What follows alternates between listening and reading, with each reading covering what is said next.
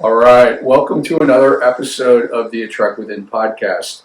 My guest today is Nadia, my favorite psychic ever, and she, for people who've watched previous episodes, you will remember that we did a very lengthy two-part interview with Nadia to kick off the entire series, and due to popular demand, we've asked her to come back. This time, though, we're going to do something really special. We're going to call it The Adventures of Fred, because Fred is Nadia's three guides, and he's the most prominent one and the most helpful and certainly the most irreverent, which I love.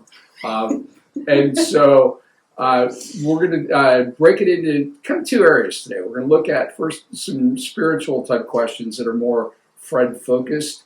And then I have been for months since you first agreed to do this, been collecting and writing down questions of things, just random stuff that I like.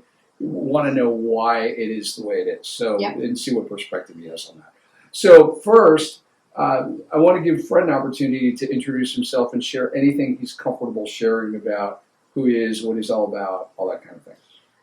Fred is actually really excited about this. So since this was we talked about yesterday about doing this, he's kind of been doing my head in all morning, preparing himself with what he wants to talk about and what he wants to come out with. He's as you're going to see, has no filter, a little bit on the inappropriate and cheeky side at times, which you're well aware of. But introducing him, he's been with me for quite some time now. He's had many past lives, so he's what I call an old soul. He's been around a very long time, as you know, with the British Museum example. So he's very knowledgeable on different things that have happened throughout the years, different experiences. He's really sarcastic. He's managed to nail that, so that's quite that's quite a big one. But he basically works with me, and I know he's worked with other people as well in the past. He likes to give us guidance, answer certain questions. He has quite an interesting set of skills, if you will. So he guides me with images as well. So I often get shown things.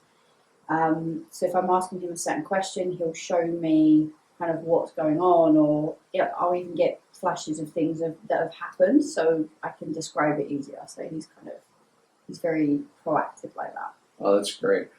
What was one of his favorite lifetimes? You mentioned that he's incarnated in a number of times. I know that one of his favorites was, I feel this is going to be very much kind of Mesopotamia, Babylonia times, because it's really old. Which is why he got so excited when we went to the British Museum. It's just her birthplace of civilization.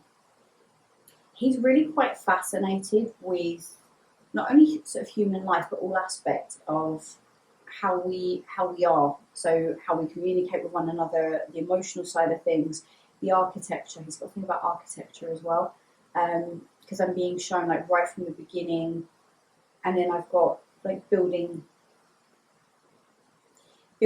coming up, and I've got what would have been kind of cities back in those times. I'm being shown a lot of that. So that was one of his favourites, in the sense of seeing how people communicate and interact with one another, and how the intelligence of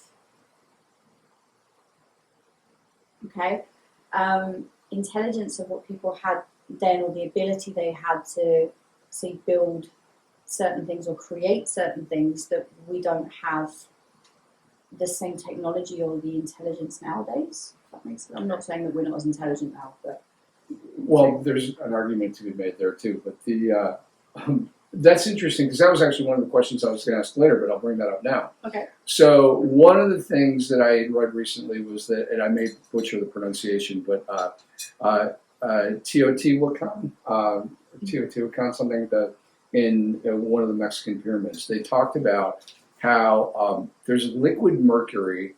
There's a room that has a layer of stone, and then a layer of mica, and then another layer of stone. Mm-hmm. What's that all about? Because these are thousands of years old.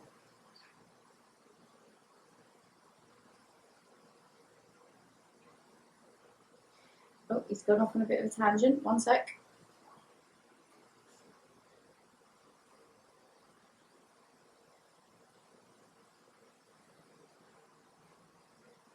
I don't know why I need to say this to you, because I'm being shown, I've got there and then I'm being fast forwarded to other places as well. Pressure and temperature is being said to me for some reason with him.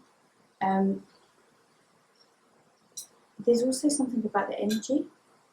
They created, I do apologise because I'm going to answer your question, but he's jumping around all over the place at the moment. He gets like this when he gets overly excited, and then I just get a load of verbal diarrhoea. Sorry.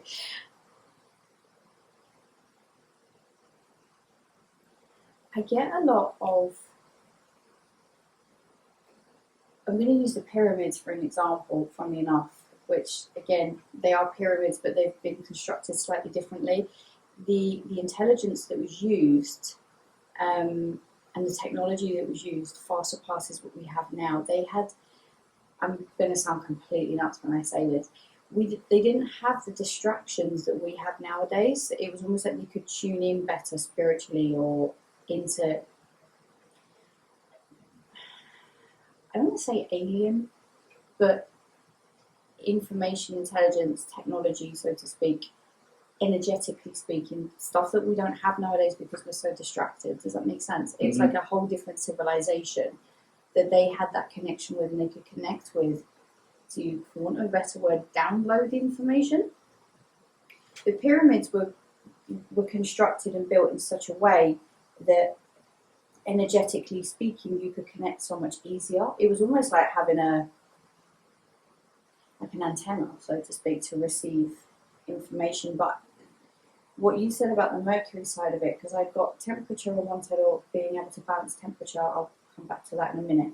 But this is more on an energetic level. It's almost to energize the building or to be able to receive more information and be more in harmony. Does that make sense? Yeah, what were they receiving and where was it coming from?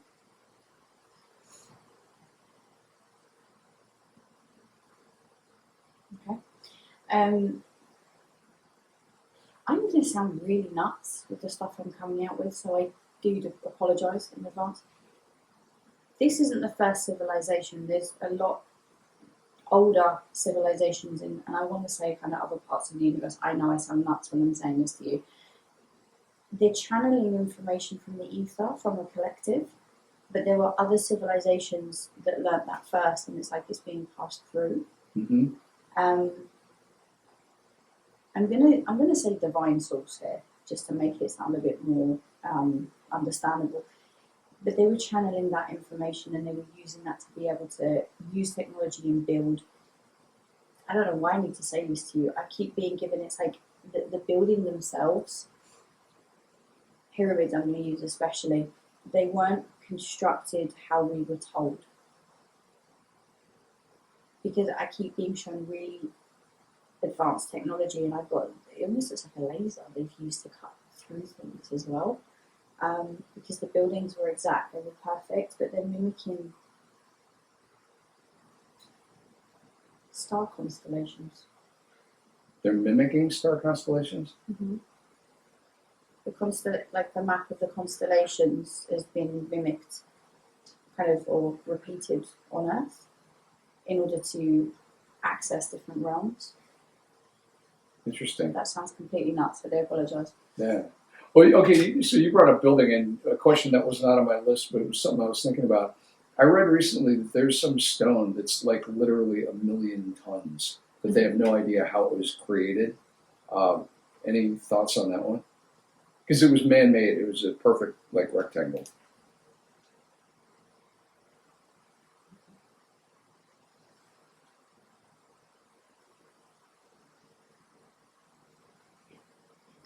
Right, again, I'm going to sound a bit nuts when I say this.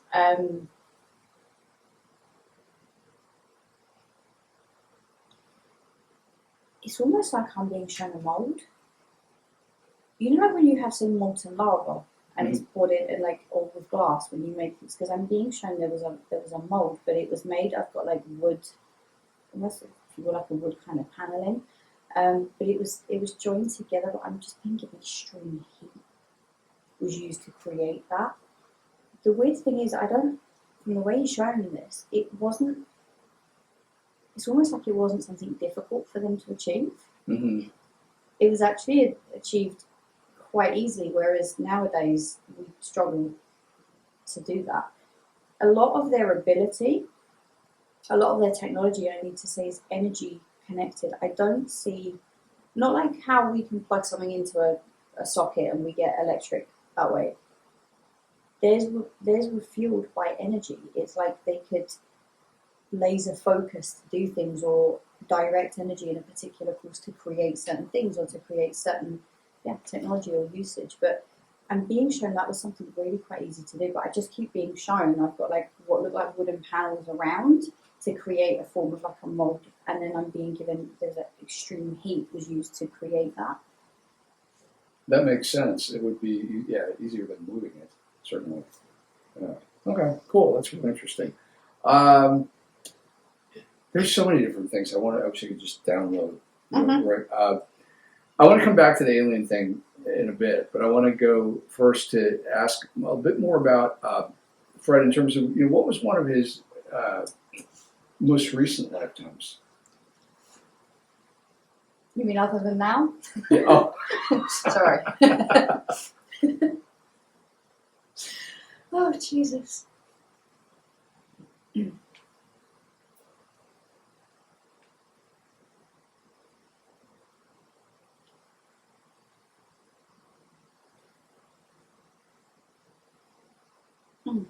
Okay.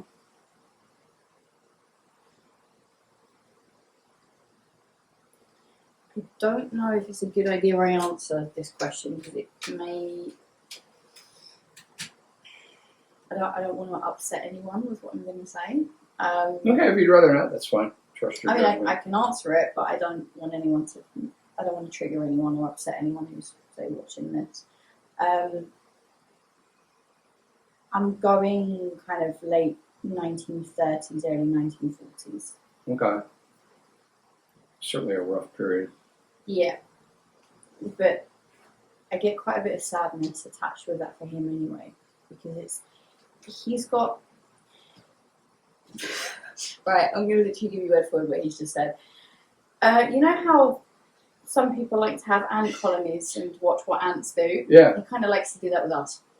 Okay. It's a bit of a hobby of, oh, look at what they're doing now. Oh, okay. Not with a magnifying glass or anything like that, but it's just like... That's a perfect analogy. I love it. So he likes to watch what people are doing, and he's kind of fascinated with human interaction. Mm-hmm. That was quite a hard period for everyone who went through that, but also for him, he wanted to... It was quite a painful one. He wanted to see that, and it almost scared him. It worried him how divided people can become. Mm-hmm. So that was, other than now, that was one of his more kind of recent ones. Interesting. Well, when you say other than now, I mean, I think of him being in spiritual form now. Is he also in visible form somehow? No, he's spiritual, which is why he could just appear out of anywhere and drive me insane. I love it. What other sort of incarnations has he had, like in other universes, other life forms?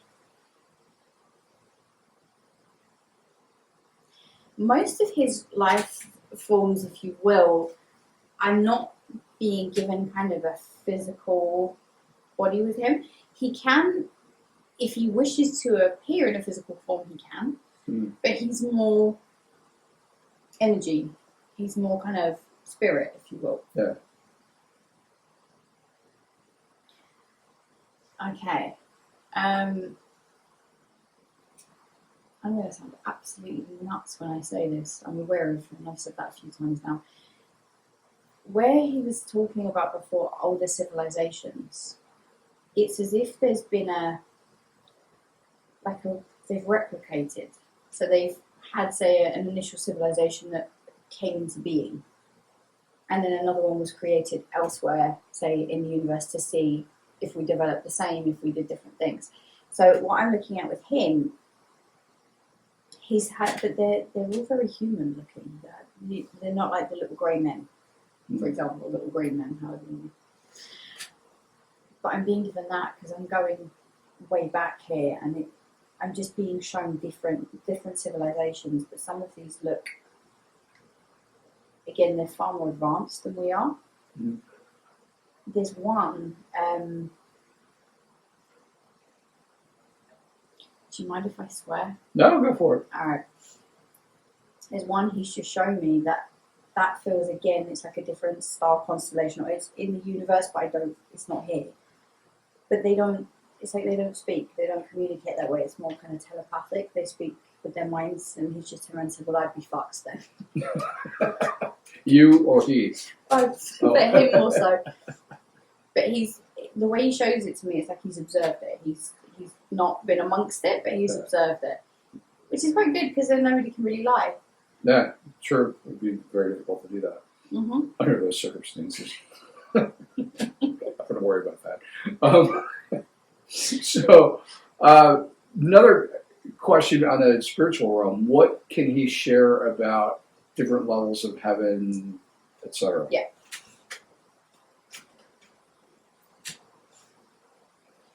All right. I don't know if I've told you this before, because it's quite familiar what I'm about to tell you. So if I have, I apologise. I'll start off with heaven and then I'll go hell, and the bit in between. Heaven is. It's almost as if. Have you seen the series Supernatural? No. Okay. There's a very good explanation in that series that is very kind of close to life, if you will. There's a part in it they go up to heaven, and it looks like a hotel, and there's a long corridor with all these doors, and every door you go in is somebody's idea of heaven. So Joe Bloggs is in door number 1, and he's living his, I think it was a guy's Tuesday afternoon in the park. It was his idea of heaven. But then in door number 2, Joe Bloggs is there, but he's in somebody else's version of heaven. So that might be a family dinner, or heaven is what we would perceive or how we feel when we're closest to kind of divine energy or source. It's where we feel most happy.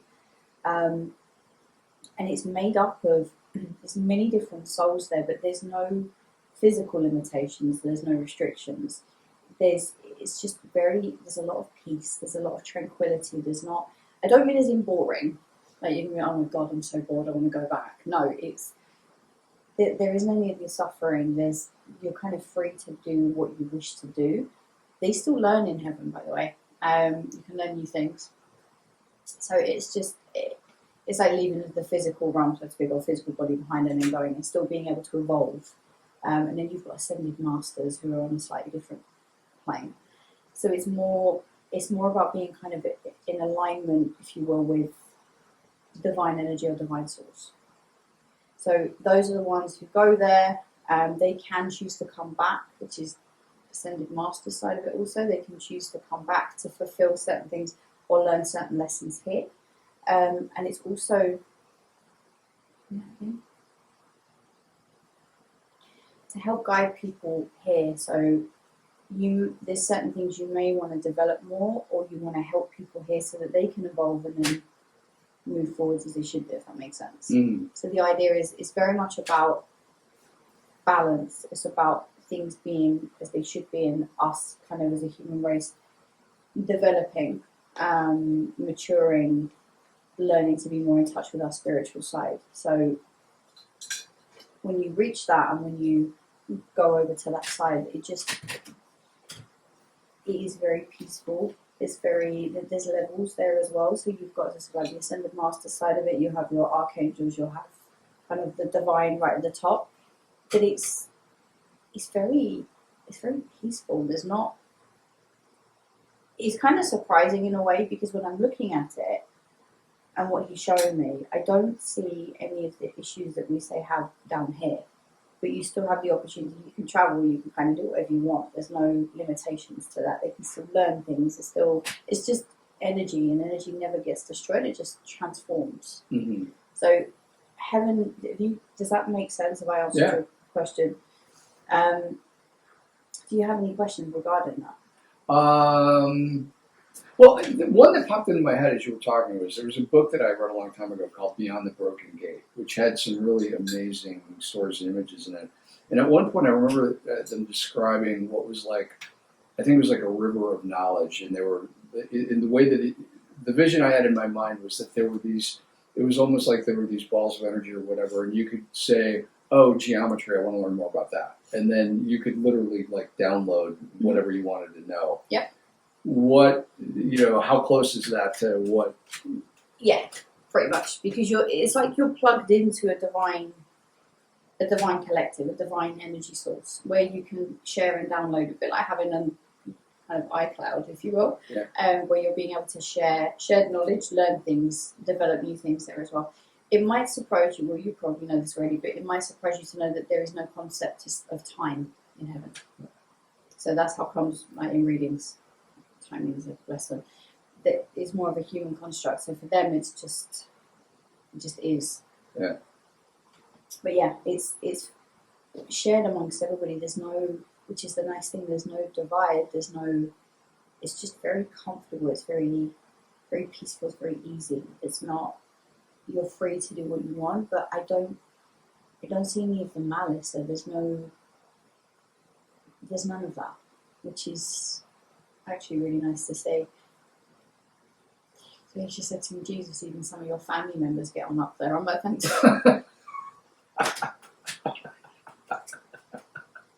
Hilarious. Thank you for that. So one of the things you said is really. Oh, I'm sorry. Go ahead. That's all right. I don't want to interrupt. So you've got, as you can see, you've got like layers there. So you've got kind of like the divine, however you want to name him, her, it, so on. Then you've got like your archangels. Then you've got like the other layer. Then you have what some people refer to as purgatory, and then we have the levels of hell. A lot of people would say that where we are now on Earth could almost resemble hell at times with some of the stuff that goes on. I don't feel that's pretty much the case. There's more. It's like this test, but wherever you focus your energy to, or however you choose to be, is ultimately what you're going to get more of. Hell side of it, funny enough, again, there's levels to that. Okay. Would it shock you to know that a lot of people who are there believe they deserve to be there? Well, yeah, it was funny that you said that because I was thinking that when you were describing heaven and whatever's behind the door is what that would be your image. I had also heard that when it comes, if you thought that you were going to experience that, you would experience it until you decided not to. That's exactly it. If you've done something really, truly horrendous in life and believe that you deserve to be there. So there's two parts. There's the ones who've done really horrendous things and are going to be down there. There's others that have done bad things and do have a slight conscience when, yeah, I'm going to go to hell. I've done something really awful. They will go there also. But once they've learnt the lessons that they need to learn, and weirdly, a lot of this is not only them learning lessons and realizing there's an element of self-forgiveness here, or self-acceptance. It's like when that is learned, that soul can leave. It's not like they're kept there forever, but yeah, hell's not a very nice place. But it's about lessons, I'm being told. There's lessons and things that need to be learned there in a very harsh, not very nice way. But a lot of it is literally, as you said as well, it's the belief, the self-belief of you believe you deserve to be there, or that you've done something that's going to send you there, and that thought is something that's going to keep you there. It's almost like being in a room with the door open, but you believe in the door's closed, kind of.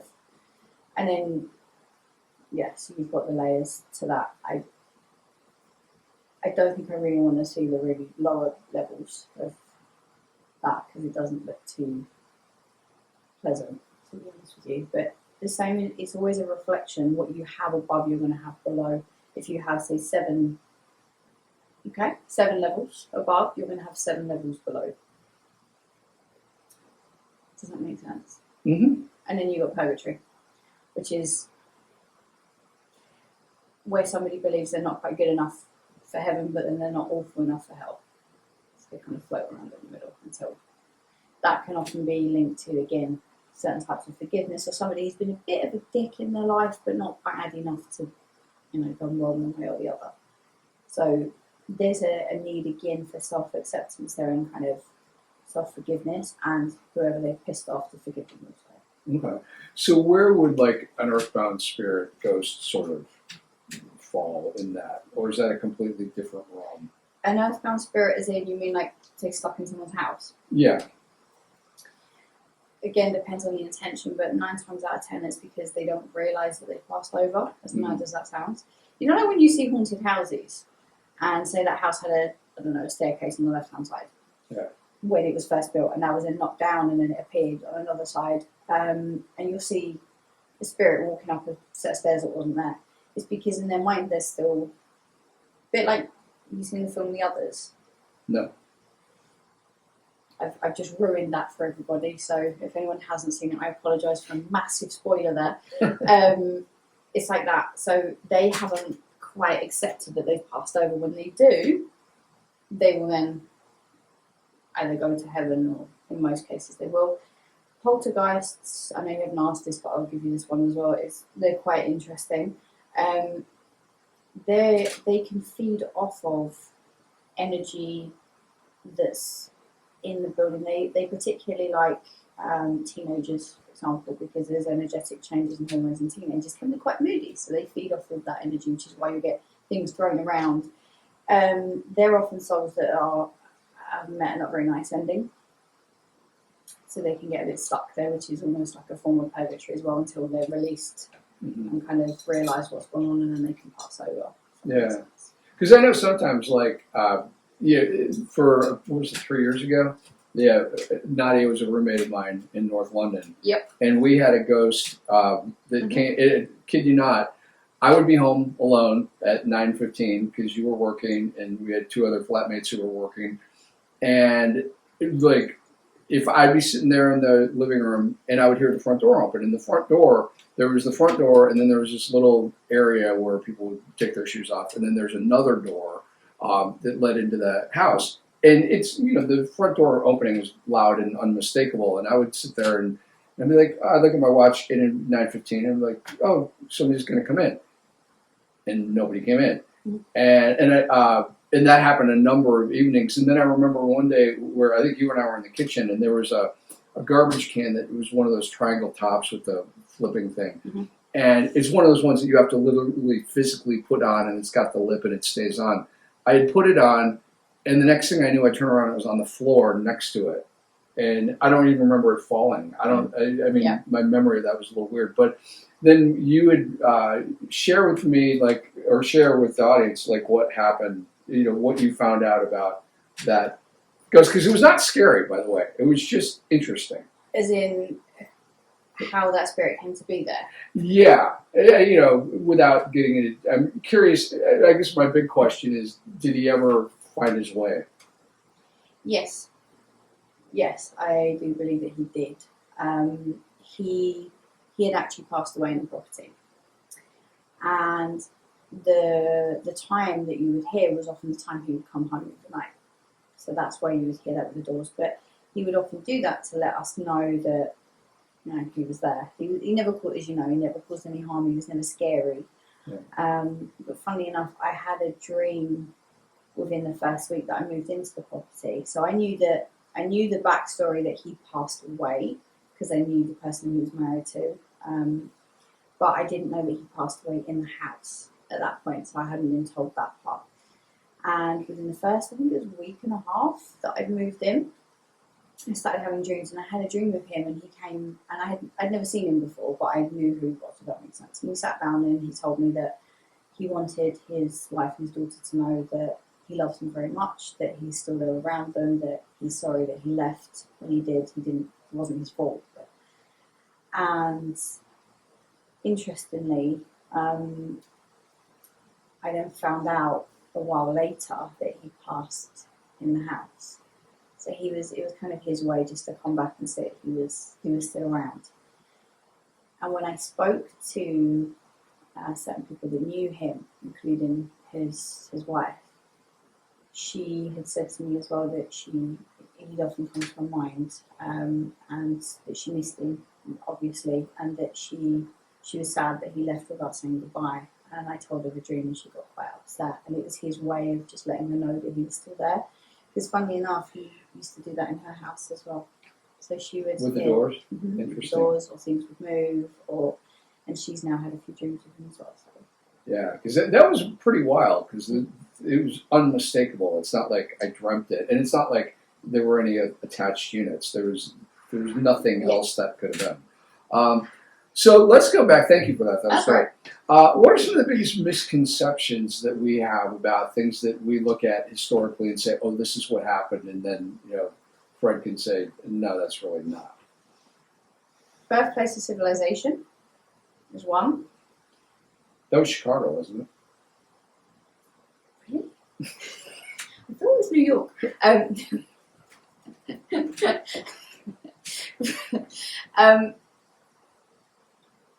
Okay.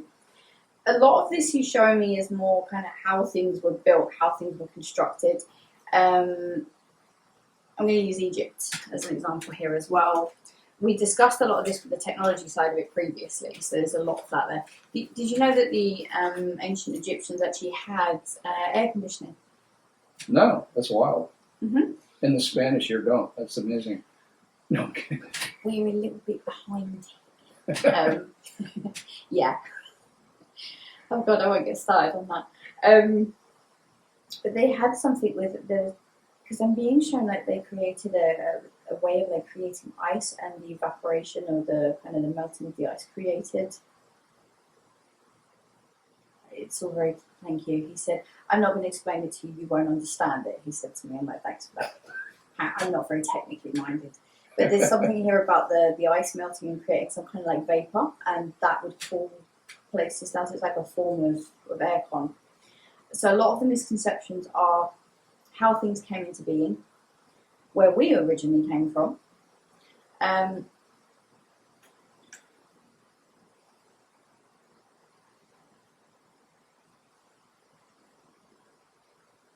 Okay, that's getting really quite deep. Certain stories that we've been told over the years, obviously anything historic-wise, the victor will write in history how they see fit, but more to do with our origins. One of the biggest, okay, that's very deep. He's so rude. Jesus Christ. Right. One of the biggest things, misconception-wise, is the fact that we all come from the same source. We all come from the same kind of divine connection. There is really no divide between all of us. Every living being is connected to the same energetic source, if you will. And he said to me, except for you, talking to me, he said, because you're an asshole. Thanks for that. So that's one of the main things, is there's no real differences between all of us. Even beings from, if you want to call it other dimensions or other parts of the universe, we are all kind of one. We're all the same. We all come from the same divine spark or origin. So that's one of the biggest misconceptions, where we're told that, say, a different civilization were different. No, we all came from the same beginning. Birthplace of civilization as well. What I'm being told has been wildly misinformed. Thank you. I do want to be giving connections. Funny enough, I get Africa being shown to me, and I'm also being given what would be kind of modern day Middle East as well.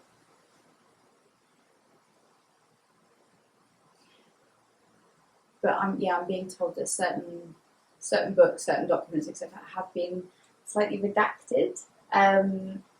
So whilst there's a lot of truth to a lot of things, there have been changes that have been put in, or things that haven't been told exactly the right way.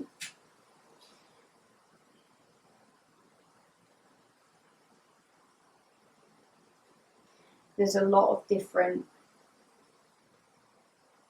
What's going again? Right. A lot of different energies at play is what I'm being told. So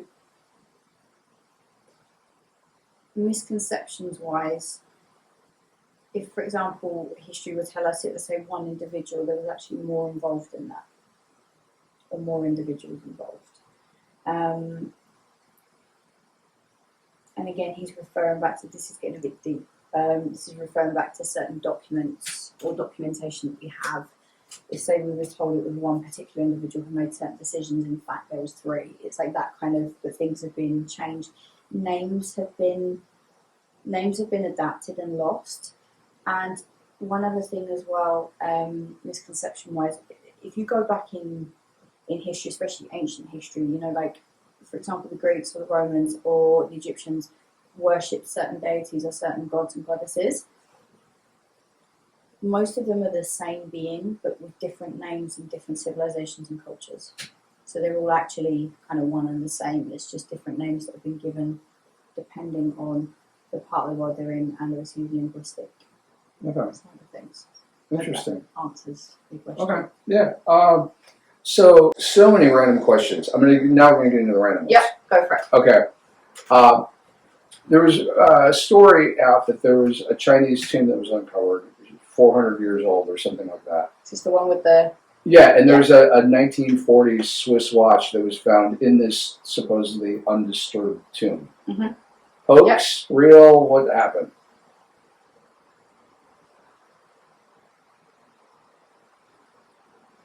Funnily enough, he's actually saying real. Okay. Time, as I said to you before, which would lead in quite nicely with this, is more of a human construct. It's also on a bit of a continuum, so it's like past, present, and future happen at the same time. Uh-huh. If you imagine having like three lines, like, I don't know, present, future, and then past here, it's as if people can, more evolved people spiritually, or know how to control that, can kind of pop in and out at different times. There are a lot of stories on time travelers. I just wrote down a note about that, and time slipping too. It's because it's not something linear. You can, depending on your kind of energetic state, if you will, or your mental state, as to you can go back or you can go forwards. People, for example, like Buddhist monks and things like that, who do very, very deep, intensive meditations, are capable of controlling their brainwaves. So there's been certain studies that have been done in the past, and depending on the brainwave type that you're in, as to what you can achieve, what you can do. So, for example, like telepathy, telekinesis, being able to move things with your mind or manipulate energies and stuff with the frequency that your brainwave is in. There are some tribes, I believe, in Africa who had the ability to switch off. They could switch from one brainwave, I think it was like from delta to theta or something like that. That it's almost like a comatose state while they're still awake, to not feel pain. And that's something they've learned to do. So with this, sorry, it's a long-winded way around answering your question. It's not, there are some that are hoaxes. That one in particular, and there's another one I'm being told isn't, but it's somebody that's kind of managed to pop in and out. But again, highly, very spiritually developed. It's quite hard and it's quite rare to come across nowadays, because so many people are so distracted. It's like their energetic field isn't as vibrating on the level that it should be, so that's why it's harder for people to tune in and out. But that, from what I'm being told, isn't fake. So are time slips real? You know, and a time slip, for the people who don't know what I mean by that, is when people say they're walking around and then they shift and suddenly find that they're in the same place but 5 decades earlier or whatever. Yeah. There was I remember a case in the UK, a young girl who, and hers was interesting. She was about 14 years old and she'd gone to the shop. She had a severe headache that was turning into a migraine. She had no painkillers at home and she walked to the shops, and she said she must have like passed out or something. And when she came to, she looked at everything and it was like 1800s. So she went into the pharmacy, which looked different. She was dressed different to everyone. They served her and they gave her this painkiller in a powder form. and it was a codeine with, I don't know if it was mixed with paracetamol, but it was codeine in a powder form in a particular bag. She still has the bag, still has the receipt that was given to her, and she came back home, and when she got home and she got into her house, she took some, she went to bed, and when she woke up it was like she was back here, but she still has that powder. How did she pay for it? Like, did they accept? That's a good question, actually. Maybe I wonder if they just gave it to her because they felt sorry for her. I don't remember, actually. I think she may have said on there, but I don't remember how she did that. But yeah, she had the powder with her, and she described the two guys that served her were actually the ones who started the business up. And funnily enough, the pharmacist that's there now, that was their great grandfather. So she managed to somehow, which she put down to the migraine, and apparently never happened since, but she'd managed to kind of slip back into past life, but go into the past and then come back around again. It is possible to do. You have to be very spiritually developed to do that. Fred can do that a lot easier because he's never really had a physical body, if that makes sense. So that's how comes he can jump around and got it. Okay. tell me things. Do the inform thing. Yeah. Yeah. Okay. And just be nosy and come back and tell me stuff. All right. So this really deep, important question. Mm-hmm. I get biologically, and you think of the circle of life, the point of a fly. What on earth is the point of a freaking mosquito?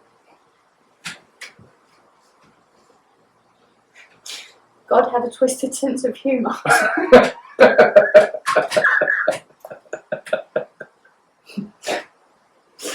For God's sake. Is that what he said?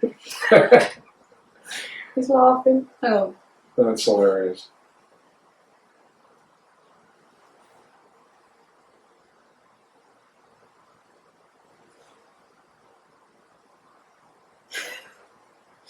Oh, for God's sake. Right, okay, sorry, I'm laughing at this.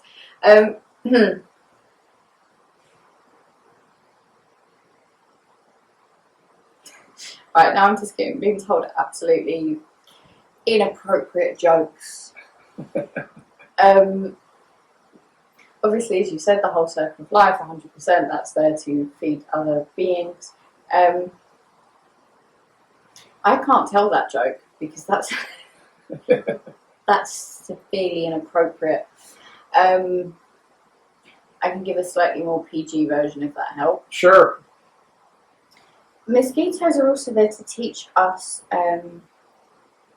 patience and how to be gentle, because depending on the body part that mosquito lands on, you might not want to slap it too hard.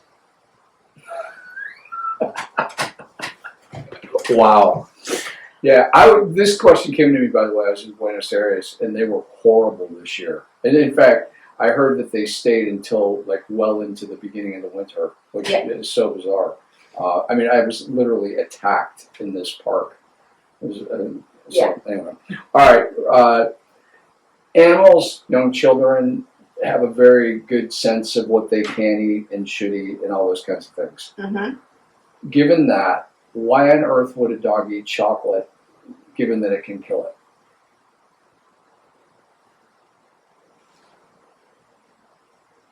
Okay. Again, quite a deep answer. Temptation was a term that I'm being given, but he's responded with a question back of why would human beings do the same? Why would we do the same? Why would we do the same knowing the risks to our health? Oh. That's a fair question. Sorry. I get a lot of temptation being shown to me with this, but also because it's something that it's disguised and it affects your sense of smell. If it were something natural, so to speak, a natural herb, a natural something like grapes, you're not meant to give dogs either because they're not good for them.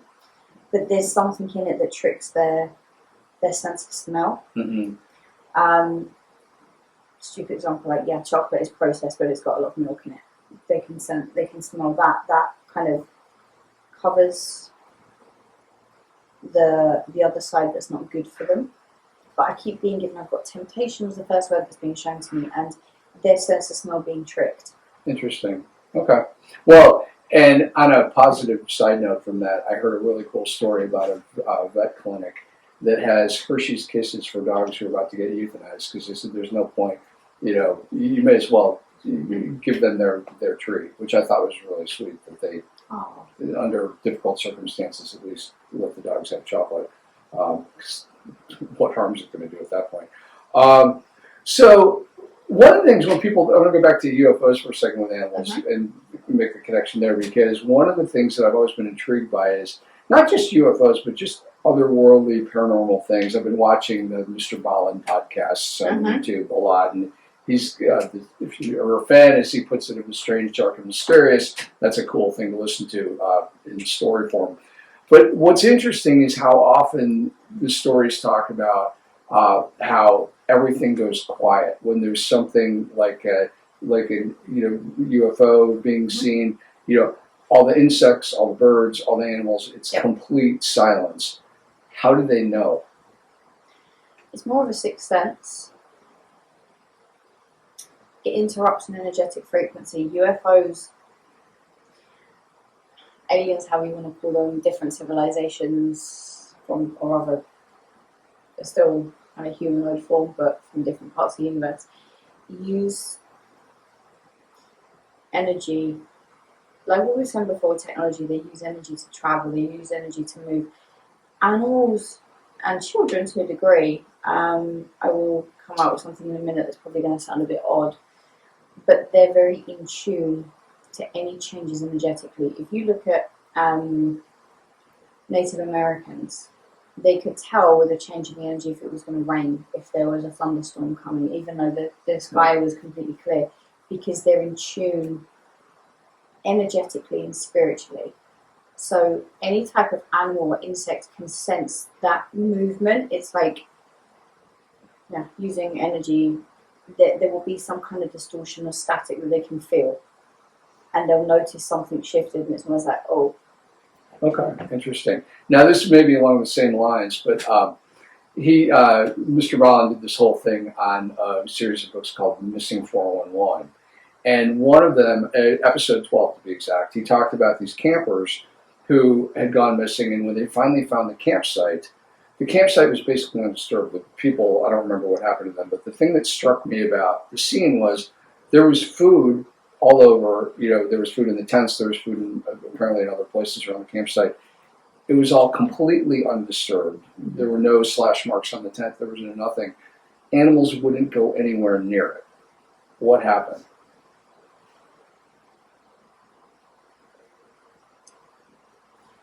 What took them left an energetic imprint or residue. That's what animals can pick up, and they didn't like it. They didn't like, how you can meet someone, right? Or you can go somewhere that something really horrible's happened and you get a horrible feel, and it's like the hairs stand up in the back of your neck and you go, oh, I don't want to go in there, or I don't want to be near that person. That's what they're picking up on. There's an energetic sequence that's been left that is like a residue. Interesting. And they can pick up on it, and they don't like it. They don't like the vibe it's giving off. They don't want to go near it. Okay. How about my dad told me an interesting story when, right before I was born, at Kincheloe Air Force Base in Upper Peninsula, Michigan, they had scrambled 5 fighter jets, because of course at the time they were worried about Russian invasion and stuff, because they saw something on the radar, they didn't know what it was, and they sent 5 fighter jets after it, and they know, because it was military radar, exactly where these planes were at all times. They were in radio contact with them, and when they got up to whatever it was that they had seen on the radar, right up into that point, they were still talking, but then all, the 5 planes came to the other object, and then everything disappeared. They literally never found an oil slick, a part of the plane, nothing. And they know within 10 meters where it happened. What happened to those planes? Energetic portal. Dave, this is going to sound really odd. It's a bit like Bermuda Triangle. There's various points on the planet that have what you would call like a portal where you can come in and out. Antarctica, there's a lot of talk about that. Funny enough, if you go on like Google Maps, it's blurred out. But there's different, again, energetic frequencies, and you can have what's like a portal or a wormhole, if you will, that can be opened depending on the frequency that's used. If you go into that, you will come out the other side, but you may not come out in this dimension or in this reality. So you end up going somewhere else. There have been cases of people who have disappeared and they've never been found again. But say there was one similar kind of situation, which was really bizarre, and it was a married couple, and they've got 20 odd years experience on boats and stuff like that. So they knew how to navigate in water, and they disappeared. No trace of them. 2 years later, their boat appeared, unscathed, unscratched, completely perfect, without them on board. But when you heard the black box recording, you can hear their boat being smashed to bits, and they're asking for help, and there's a really bad storm that came out of nowhere. But the boat was perfect, and they were never found again. They've slipped into another dimension. There have been cases as well, people have disappeared, and then they've been found a few years later, and they've come back. And again, it's the same thing. It's like they've gone off to, it's like another energetic frequency, another dimension, and then come back. So that what you've got there as well, in that case, you're working with a much stronger energy frequency that can open those portals and can come in and out when they feel like it. When those planes have hit where that object was, that object's opened that portal to be able to come in. They've gone through and gone through them. So were they still alive after that, or? Yeah. They were still alive, but okay. The only way you can come back from that, it's like matching the frequency that was there in the beginning. So if you've created a certain frequency to open that portal, you have to be able to match that frequency in order to come back again. So was it another intelligence that created that portal? Yeah. So what was their objective in sucking up 5 fighter jets? I don't feel they had the intention of doing that. It was more thank you, Fred. They came in to be nosy, apparently. They came in to be nosy, to have a look around. That triggered something. They went back, and these ones came behind them. It's like they left the door open while it was, if you were like, while that portal was closing, they'd gone through. It was a bit like, oh, you lot are here. It wasn't done intentionally. Got it. So what happens to souls in a situation like that?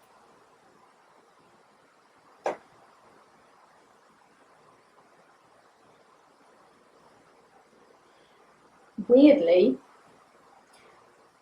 I don't see they disappear. I don't see it. Again, I've got life lessons that come up around that, but there is a lesson there with regards to almost like changing their kind of energetic frequency in order to be able to come back. The same thing would happen, say, when they do die, for example. They're still going to go to one place or the other. It's not like that will change anything, but their path in life, it's like they've had a shift, and there's different lessons they were meant to learn. It's gone to me like another level of Jumanji. Okay, fair enough. Jesus Christ. I love it. What about, when are we going to finally have contact that is acknowledged? And I know time is tricky, but I'm going to ask it anyway. We already do have contact. Oh, I knew that, yeah, for sure.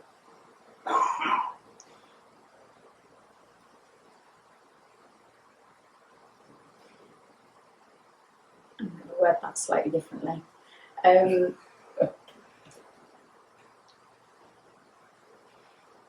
We've had contact for quite a long time. And I'm sorry to say, it still continues, it's still there, but it's not until, this is a bit of a deep one, when we're going to be made aware of it is when it's in the interests of, how was it be? the word I want to use. Well, that's the big fear, though, that they're going to, when it's in their interest, they're going to make it seem like it's something we should be afraid of when it's not. Yeah. I'm trying to find a polite way of wording this, and he's getting a bit frustrated with me. Oh, just say it the way he's saying it. It's going to come out when it's of their interest, but also to distract from other things going on.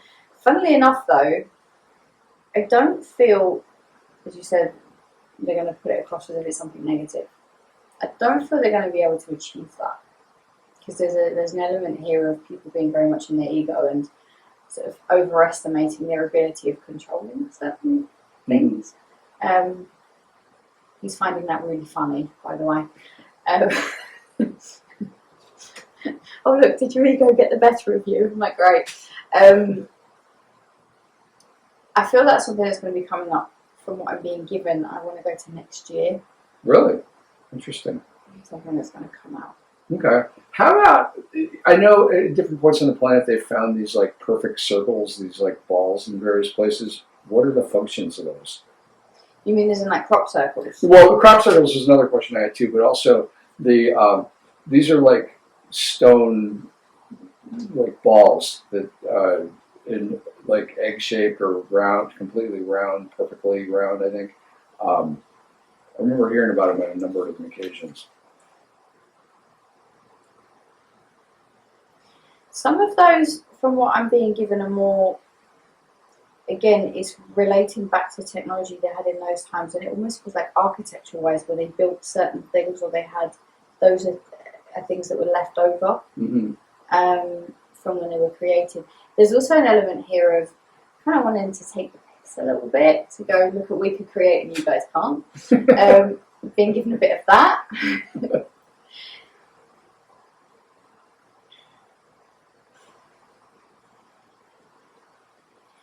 Right, crop circles. I'm going to answer that, so he's just been giving this to me here. Excuse the term I'm about to use.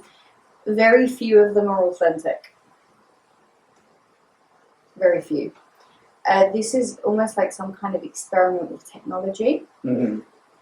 So the ones that have been created that aren't authentic, so to speak, have come from a particular technology that is being tested, is to see if they can match the technology of the original or where it's come from. So it's more man-made than anything else. So the original ones were real, and then we started copying them, is what I'm hearing. Yeah, there was a couple of original. The rest of them, it's like they tried to replicate technology from a more advanced civilization and then decided to test it out. I don't know when you go for a test drive, but instead we're going to burn things in people's cornfields. Okay. So my laser work, yes. Yeah. This, I don't know why this popped into my mind, but I'll ask this. We'll make this the final question, unless there's anything else that he wants to share too. What happened to the lost colony of Roanoke? Oh.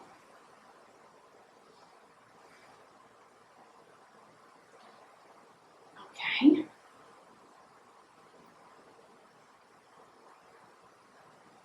Roanoke is the virus. Virginia.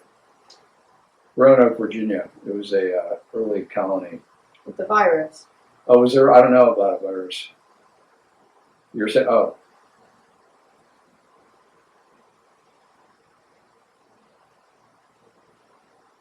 It's a virus, it's me. Do you know, this is going to sound really, really weird, what I'm about to say. Because I feel like when I'm looking at this, it's like they suddenly picked up and then just like disappeared. As much as I feel that some of them didn't leave a trace, I don't see all of them disappeared. It's a virus, to me. Right. Some of them dispersed. I don't see all of them kind of, disappeared is the term I'm going to use. There were a few that were left, but they went, it's like they went elsewhere, they scattered. What caused them to? The virus or something else? There was some kind of virus that's being shown to me. There was something that came about that I feel spread, but I don't know why I want to say this. The colony themselves, I feel there was something that they carried over genetically, or there was something that mutated with this. It's a bit odd. I just keep being given they disappeared. And that, it's like it's like plucking somebody off the face of the planet and disappearing off. Yeah.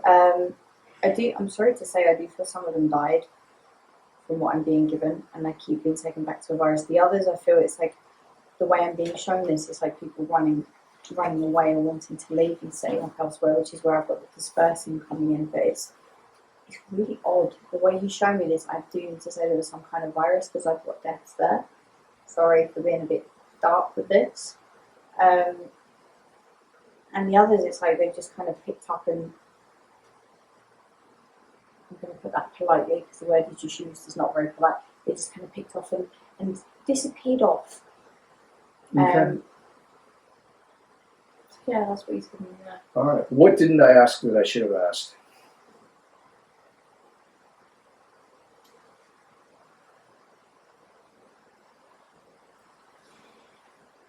Do you really want an answer to Yeah.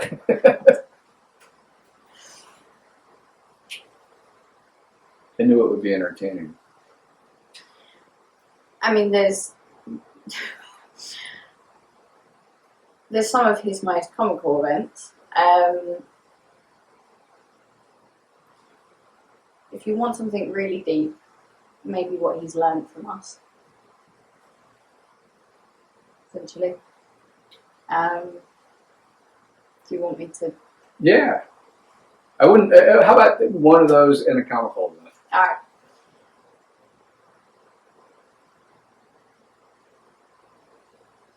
What he's learned from us, other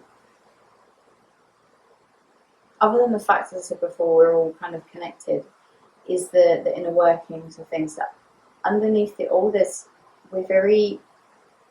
we are very sensitive, we are very emotional creatures, we're very fragile, and we often don't realise how fragile we actually are, or how fragile life is. But he learned, he's seen the softer side of humanity. He actually learned, he always knew what unconditional love was and is, but he got to see it play out in kind of in the little things, in the interactions between people. Humanity has got some really wonderful things to it that we don't often realise or we take for granted, and it's those things that are the most important in life. It's quite profound and nice for him. Yeah, that's great. That was really fun. No, I'm just kidding. Sorry. No, I know he has that. I'm just teasing. He got quite emotional with that. That's great. I love it. Thank you for that. That's fine. How about the funny thing? Because we know he has a wicked sense of humor. He's going to balance it out now. He's going to probably tell you something truly atrocious. Oh, Jesus. Right, okay. So one of his favourite things to do, he likes to teach people to stand up for themselves. Oh, God. He really likes to make me uncomfortable. That's one of his most famous and memorable things. Me and him have had a discussion that when I finish, obviously you know what I'm studying, when I finish my degree, that if I manage to go into that line of work, that he's not to accompany me to any type of hearings, court cases or whatnot, because he has no filter at all. His favourite for me though is trying to make me uncomfortable or distract me. And I mean, there's so many there that I could actually give you. One of his favourite ones, which he's still finding funny, is me. I had to write a complaints email to somebody, and what he found thoroughly amusing was the way he reworded that email for me. So where I'm trying to focus and put a very polite but very pissed off email, you know, when you sign it off with regards instead of kind regards, and that that level. I won't repeat the terminology that he used, but where I was starting with, dear Mr. So-and-so, his was oi, a word that begins with F and ends in ucka. I'm like, you're not helping, go away. No, but I am helping you. I'm like, no, you're not. And I'm trying so hard to focus on what I'm writing, but he's dictating stuff that when I started to read my email after I'd written it and gone through it, part of it was what I'd said and the rest was just absolute thread coming through. And I'm like, I cannot send that. Just send it. I'm like, no, I'm not sending that. So I ended up re-editing it. I wrote the version I wanted, and the guy came back even more condescending and patronising and rude, and he was like, right, no, that's it, we're going to write it my way. I'm not ashamed to admit that I allowed him to dictate that email. It got escalated. The problem was actually resolved and sorted within 48 hours. Fantastic. I love it. But he's now really quite proud of it. So any situation whatsoever, he wants to come steaming in with that. And I'm like, that is fantastic. he's quite inappropriate. Yeah, there's that one. If he doesn't like someone, I think I've told you this one before. Oh, Jesus Christ. If he doesn't like them, I can't switch him off. So he'll just come in and he'll say whatever he needs to say. And I'm like sitting, I'm like, yeah, you're not helping, go away. And he's like, yeah, whatever. And he'll just keep coming out, but he will not. He refuses to. He'll have names for them. Or somebody was a bit rude once about him, and he was like, tell him to back himself. Wow. Okay, yeah. He has a bit of an attitude. I can't imagine anybody being worried about him. I mean, like, why would you do that to somebody who's helping you? They didn't like his tone, and they didn't like the response that he gave. So his question was, then don't ask the question. Yeah. And it didn't go down well, so he was like, tell him to do one. I'm like, okay, politely. And funny enough, he came back a while later asking for help. He was like, yeah, I'm not helping. I was like, yeah, but they said, sorry, I don't care. So yeah, so those are kind of his little moments where I'm just sitting there, I'm like, how do I say this? Yeah. But for anybody who thinks the spiritual realm is all harps and angels, yeah. Yeah, they haven't met Fred. Yeah. I'd love to one day just have if they could invent some kind of technology where you could just hear him and I don't have to be that channel. That would be great. That would, yeah. As a side note, it was cool the day I recorded a session with Nadia, and there's a moment where you don't hear a word, but you hear a male voice on the tape, or on the recording rather, and I was the only guy in the room, and there was no one else there. And I remember you had recorded it too, and you had the same recording. And I didn't tell Nadia, by the way, when she got back the next day. This is when we were sharing an apartment. But she got back, and I said, I'm going to play something for you, and I want you to hear it. And she just got this wide-eyed look, and she's like, that's Fred. Mm. Yeah. Yeah. And it was actually a session or two before you had told me, you said you will hear him at some point. Yeah. And then, but you couldn't obviously have predicted that. No, exactly. He'll come through and he'll tell you things, or you'll suddenly get the most random thought come into your head. One of my friends who's quite spiritual once was developing their ability, and was like, oh my god, I'd really love to work with your guide. I'm like, take him, please. Just even if it's a day, just let him, just keep him. I'm not going to complain. And so he was trying to do a session, and funnily enough, he'd done a session and he got things come through, and he was like, I didn't recognise the voice. It was a male voice, but he got information come through. And he'd gone back to work for one day, so he works in the kind of corporate world, and he had a meeting with this particular boss who was a complete arsehole. You know, those kind of narcissistic, patronising, talk down to you, one of those. He said, and now I'm sitting there in the middle of this meeting, I'm trying to focus, and I keep hitting, he's so full of shit. He really is. Look at him. He thinks he knows everything. He's just full of shit. No one likes him. Not even his mother likes him. And I'm sitting there, I'm like, where is this coming from? He's like, go on, ask him where he lives. Ask him if he still lives with his mum, because no one else wants to put up with him.